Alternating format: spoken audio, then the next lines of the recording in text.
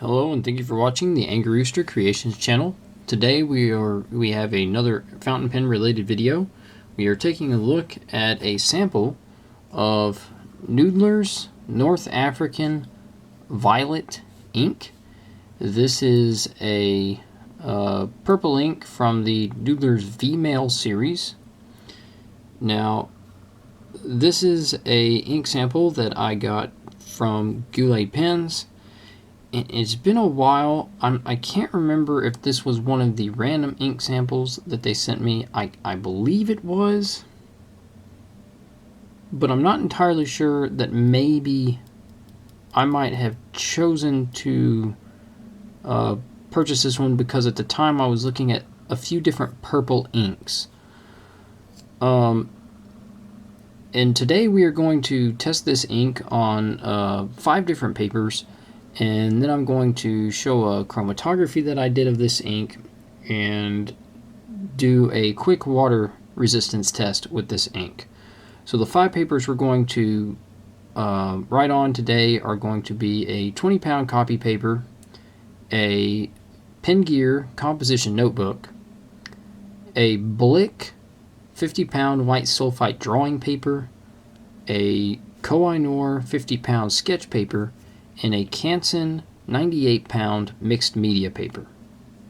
I mostly use my pens for art purposes, so the paper selection that I have, it reflects my use of my pens and the inks that I choose. And the pen that we're going to be using today for this video is a Hongdian 517S with an extra fine nib.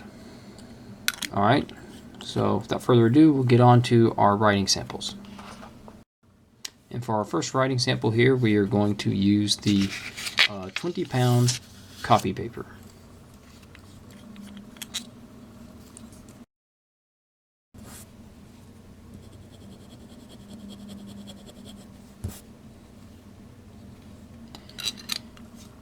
Alright. That's our writing sample here on the 20-pound copy paper. It looks like we got a little bit of feathering. It's not terrible. Kind of on par with what I've seen with other fountain pen inks. Kind of what would be expected on, from a lot of inks on copy paper, as this is a quite absorbent paper. It looks like there might be some hints of shading here, even on this copy paper. I usually don't see, with most of the inks that I've written with, any kind of shading on copy paper because it is so, highly absorbent. It usually absorbs a lot of the excess ink, and what would normally lead to shading turns into feathers. But like I said, the feathering isn't terrible on this, but there does appear to be some shade. Now, I'm not sure if it's necessarily with the ink or the pen itself. This is an extra fine, but in this pen, with this extra fine, this does seem to be quite wet flowing in this extra fine nib. So I'm not entirely sure if that's this pen in particular, because it seems to be flowing a little wetter than some of the other Hongdians I have with, the same sort of extra fine nib in them. So it might be the ink. This ink here might be a little on the wetter side. And actually, you can see that I've gotten a smear here. Usually when I do my 10-second smear tests, I don't usually see smears on the copy paper unless it's an ink like this Whaleman Sepia that I did earlier that has a longer dry time. But here, on the final, so it's still dry within a second, but it did smear, and I got a little bit of a smear on the scrub there. So on the back, we do have some ghosting on the back of the paper here. I wouldn't really say that any of these are full bleeds on the back of this paper. Mostly what I'm saying is just ghosting. I don't really see any blots that really pulled all the way through. You might be able to use both sides of this copy paper with this ink. but it's not the best ink I've ever seen on copy paper, but it's definitely not terrible. I would still say you'd probably want to just, if you're using this on copy paper, you'd probably want to use it in an application where you don't necessarily need to use both sides of the paper. But if you absolutely had to, I think you probably could get away with it. Now, if you had a broader, more wetter flowing nib, maybe not so much. But that's the copy paper there taken care of, and our next paper is going to be the composition notebook.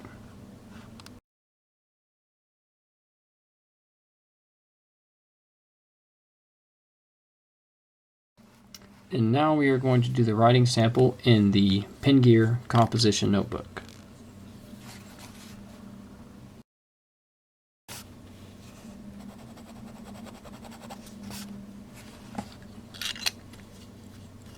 Alright, there we are, done with the Pen Gear composition notebook. Now, looking here, for the most part this seems to be doing pretty well on this paper. Not really seeing any egregious feathering or anything. I mean, there's a couple places where I can see it did seem to grow on the page. Part of that is either places where I slowed down, or there's a couple spots where I kind of made some mistakes and doubled over some lines. But it's definitely not the worst I've seen. Once again, not necessarily the best, but as with the 20 count copy paper, these are two of the possibly worst possible paper options that you could use for fountain pens. So these are probably closer to the worst case scenario, and it's not terrible. The ink is not growing, growing on the paper. It's not aggressively feathering.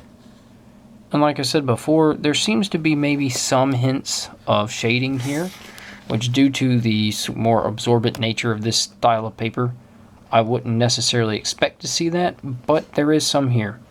Now on the 10-second smear test, it looks like maybe, certainly on the last line there was a smear. I don't believe it really smeared on the second or third line from the end there, so still seems like just almost instantly drying, 1 or 2 seconds at max. And then you can actually see on the smear I didn't get much ink to smear there. So pretty fast drying on this paper. Now on the back of the page, I don't see anything where nothing bled through onto my scratch sheet here.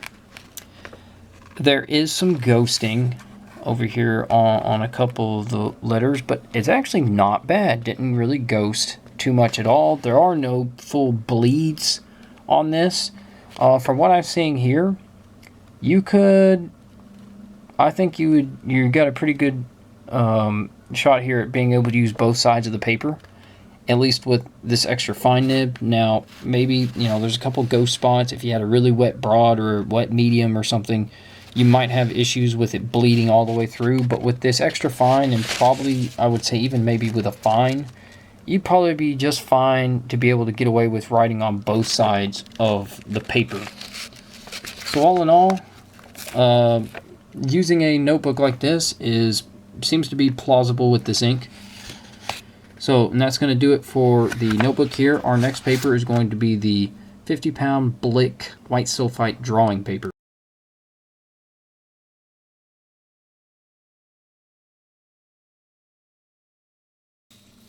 And here now is the 50-pound Blick white sulfite drawing paper.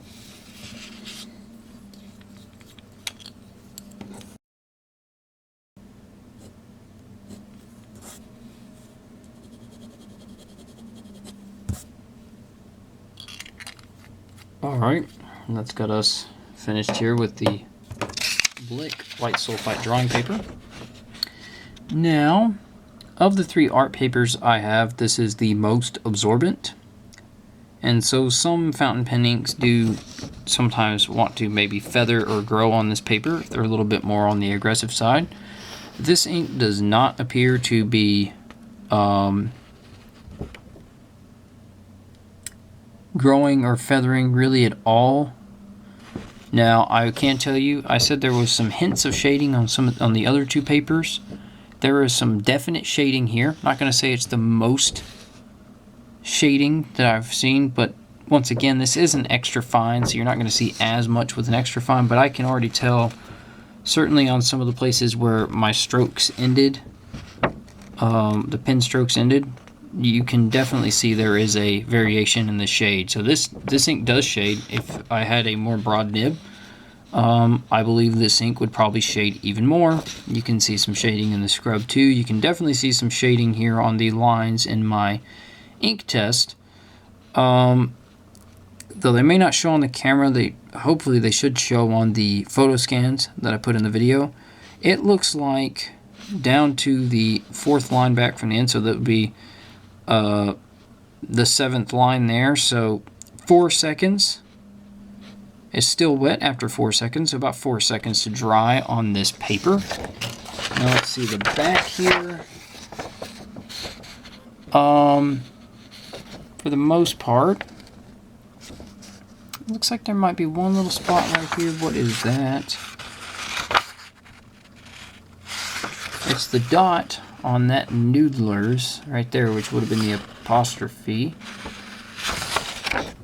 There's one little bleed spot, and there's a couple spots where there's some faint ghosting. Not terrible. Now that being said, this is a 50-pound paper, so shouldn't really expect to see a whole lot back here. It's kind of odd that there's that one spot that's wanting to bleed through. But all in all, on this paper, seems to be holding up just fine. Now, on a paper like this is a drawing paper. Generally speaking, you will not use both sides of a piece of paper like this. Obviously, if you draw or do art on one side, you would not then in turn do art on the other side, especially if it's a piece that's going to be displayed, because you're only going to be looking at one side. The back side wouldn't be on display. So generally speaking, paper like this, you usually don't use both sides of the paper. However, there are some copy papers and other papers out there that can be had in more similar weights. So, you know, it's not impossible that you might find yourself writing on a paper like this that is of this weight and needing to use both sides. So if you had a paper like this 50-pound drawing paper and you needed to use both sides, it would be perfectly fine for you to do so. And all in all, the performance on this particular piece of paper looks pretty good. So we're now done with this page. We're going to go on to the Koh-i-Noor 50-pound sketch paper.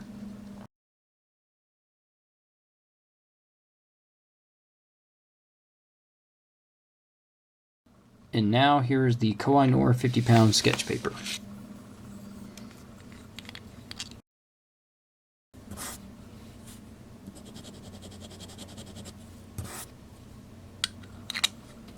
Alright, that's got us finished on the 50-pound Koh-i-Noor sketch paper.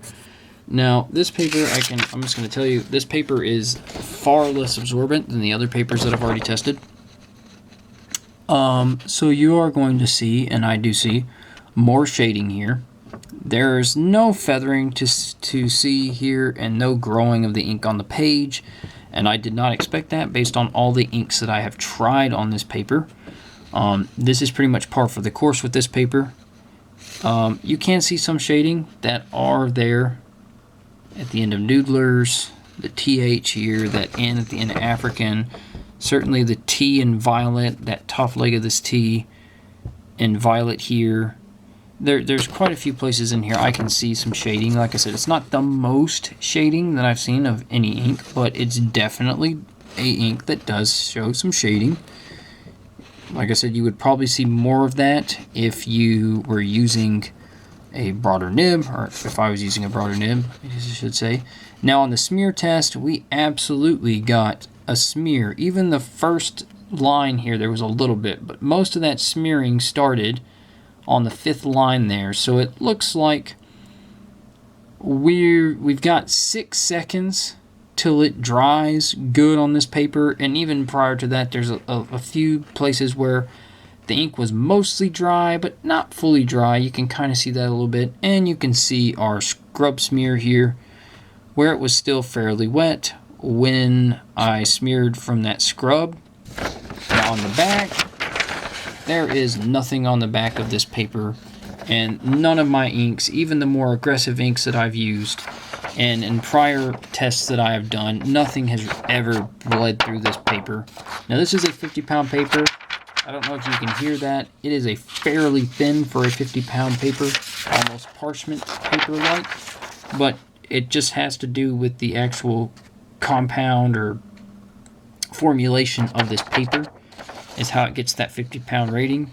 But like I said, very much a paper that is not absorbent and handles ink quite well, and as such, this particular ink looks just fine on this page. And so that concludes the test of the Koh-i-Noor 50-pound sketch paper. Our final writing test is going to be on the Canson 98-pound mixed media paper.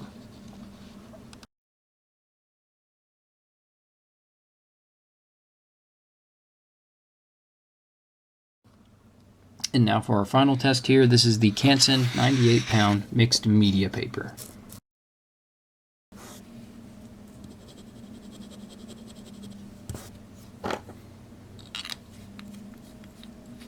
Alright, that concludes the writing with on the Canson 98-pound mixed media paper. This also, kind of like the previous paper, is not a very absorbent paper. Mixed media is, as the name implies, meant to be used with all forms of media, both wet and dry, which means inks, acrylics, some watercolors, and alcohol, markers and inks, India, other types of media like that. So it's no surprise that it seems to be holding up very well with this ink, and frankly, of all the paper surfaces that I have tested in my ink tests, this is consistently a paper that every single ink, even my most temperamental inks, performs very well on. And as this is, like I said, a non-absorbent paper, you can see, like I said, don't know if it's going to show up on the camera, but it almost certainly is going to show up when I do the photo scans of my writing samples, but there is definite shading with this ink. Once again, not necessarily the most shading, of any ink that I've tested, but it's definitely there with this ink. And no feathering, no funky growing on the page, nothing really, unwanted effects on this paper. Like I said, this paper, pretty much every ink I've tried on this paper has done well on it. Now on our smear test there, looks like coming down to the 6th line, so about 5 seconds to dry. Maybe some little hints that some ink moved on that 5th and 4th line there, 4th from this end, but looks like it's taking about 5 or 6 seconds, or 5.5 seconds, somewhere in that kind of general neighborhood, to dry on this paper. And you can see the smear, not extremely wet, so this seems to be a fairly fast drying ink. And onto the back, nothing has come through, and no ink that I have ever tried on this particular piece of paper has come through, because like I said, not only is it a non-absorbent paper, it is 98 pounds. It's about as thick as cardstock, so with it not absorbing and letting the paper the ink really suck or wick into the paper, and it being so thick, I have yet to have, even, like I said, the most aggressive inks I've tried have not only written well on this paper, but have not bled through it. So I certainly didn't expect this one to, with the way this has performed so far. So that's going to conclude our writing tests. And now I'm going to show my chromatography.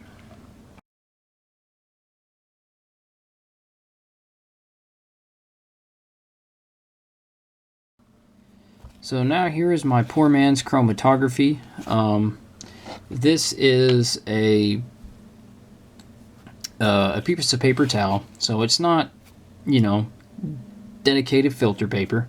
Not necessarily the best way to do a chromatography, but even so, this sort of poor man's chromatography can actually be a viable way to do one. Just, it's a little bit harder to see some of the variations on this as opposed to a proper filter paper. But this chromatography, I put my line of ink down and I dipped this paper into a mixture of 70% isopropyl alcohol and tap water mixed at a roughly 30% alcohol to water ratio.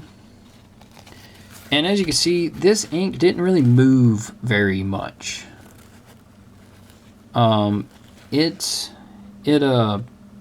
You know, the initial line sort of grew a bit, but where that initial line was, and it did grow larger from after I put the ink down, but it mostly stayed on pretty permanent there.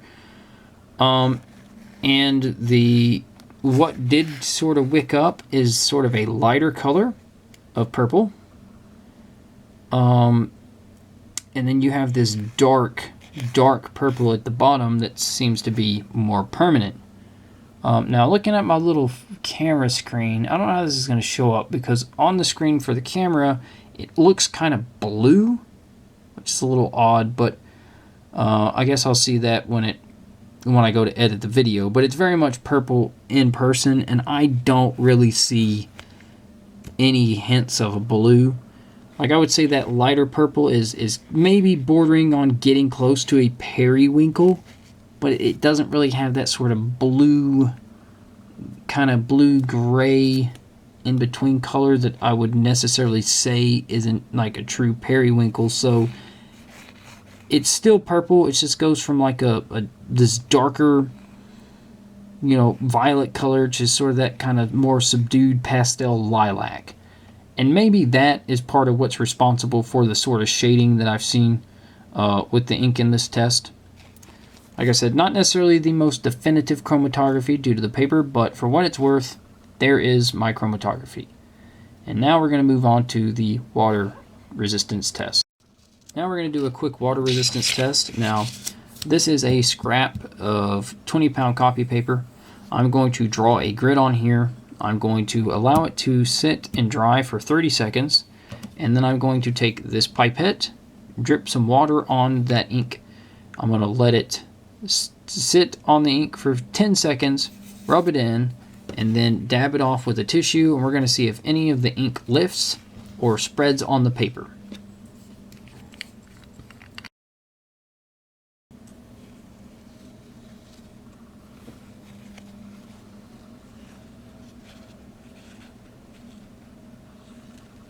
Alright, so you can see there is a purple grid here on the paper. Now, this didn't really seem to, like when I was dripping the water on there, it didn't really, usually when the ink starts to move or starts to lift like this, when I drip the water on, and especially once I start running my finger, the water will start to take on the hue of the ink if the ink's moving. But for some reason, when I did that, the water was actually clear. And I did not think that the ink was moving. But after dabbing it with the towel, you can see clearly it lifted ink. So, and it doesn't look like it spread on the paper.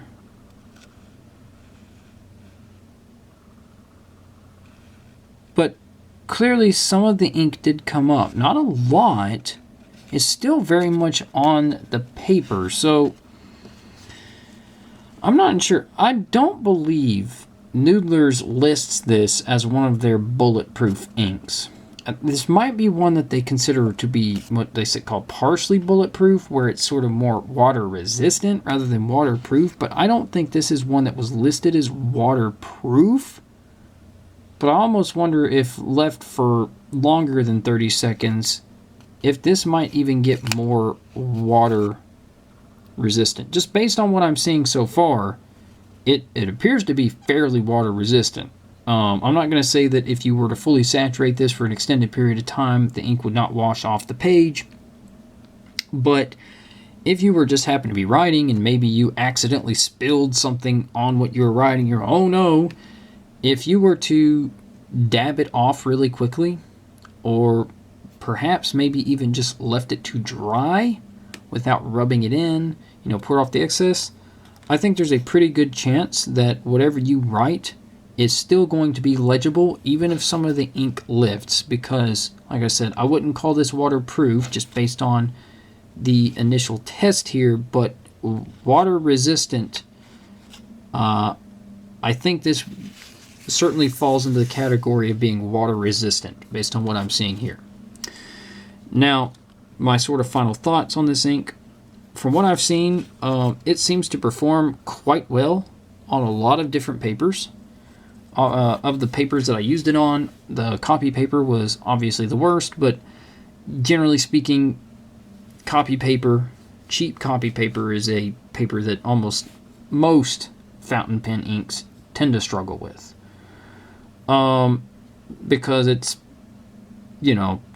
essentially the worst case scenario for writing with a fountain pen.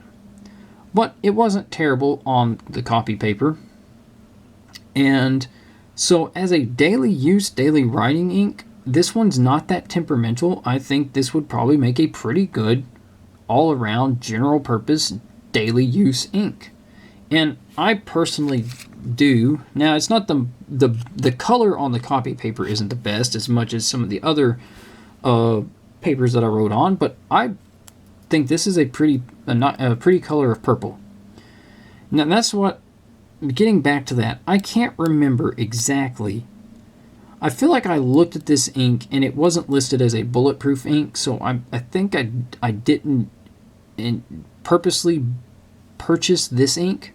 I think this might have been one of the random ink samples that I got, because there was, when I purchased my ink samples I was trying out, there was a sale or something on a random ink sample. I think it was 5 just random inks. You got whatever you got, and it was cheaper than, buying the regular ink vial. So I was like, we'll see what happens. And I bought some, and I think this is one of my random ink samples.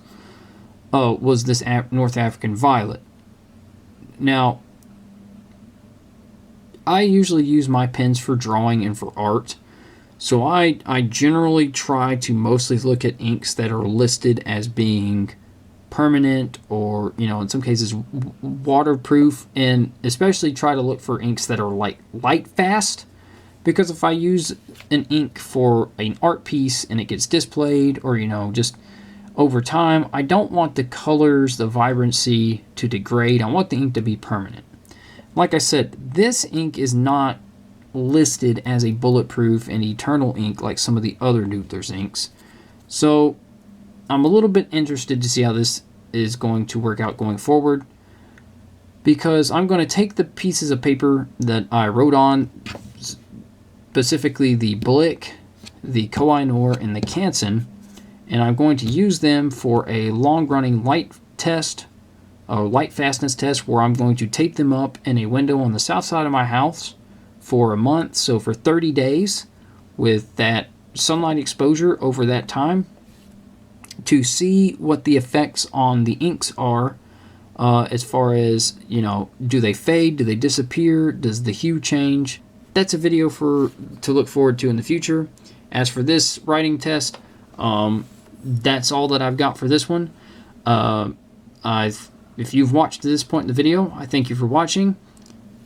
If you feel informed by this, you thought I did a pretty good job of doing my test, and you got something out of it, I would really appreciate it if you hit that like button down there. That would really help me out. And if you've got any questions about this ink, any questions about the test that I did, or critiques, or any kind of input, or want to share your experience maybe that you've had with this particular ink, drop it down there in the comment. Those comments are helpful. I don't get a whole lot of comments, so I usually try to read everything, and I usually get to reply back to every comment that goes on my videos. And if you've seen this video, maybe you've seen some of my other videos, you like the way I present my information, you think I do a pretty good job in my videos, I'd really appreciate a subscription, because that would also really help me out. But Anyways, that's all I've got for this video. I thank you for watching, and I hope to catch you on the next one. Bye.